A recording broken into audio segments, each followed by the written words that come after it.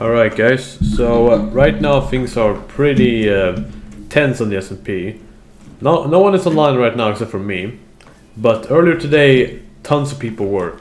They were all in on the server making military stuff, and Toucan's country, like the Jungle Empire, continues to talk about how they're going to do a special military operation in the peninsula, and also has been talking a lot about my occupied zone right here on the Jungle Island, which is formerly their land. Right now the tension is really bad, and it looks like a big war is coming. And this is actually becoming a pretty fitting moment, because we're set to end the S&P in about a week.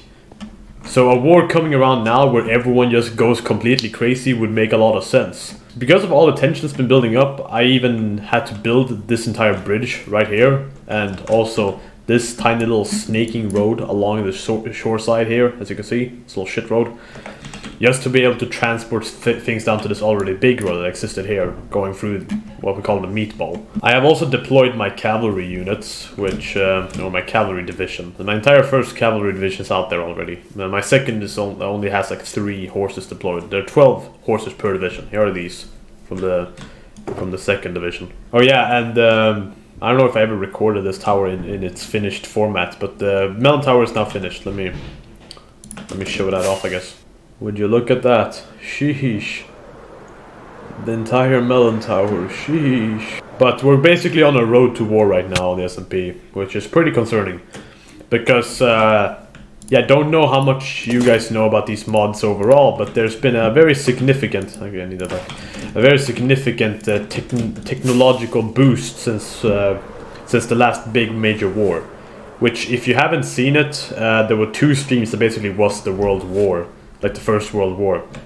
One of them isn't tagged as being a war, the other one is, mainly because there are only 2 streams of it, because, well, I accidentally muted everyone and didn't unmute them for like a little bit, so a good chunk of the first stream is a bit, you know, mute.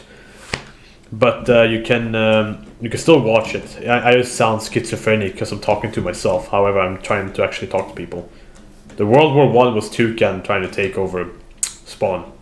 Yeah, all Toucan. That's his corpses that he has refused to remove, even though it's been fucking weeks. No, but you can go watch the First World War that was completely streamed at once. So fully available to be watched whenever. So I've been prepping up my little island nation, I guess, for war.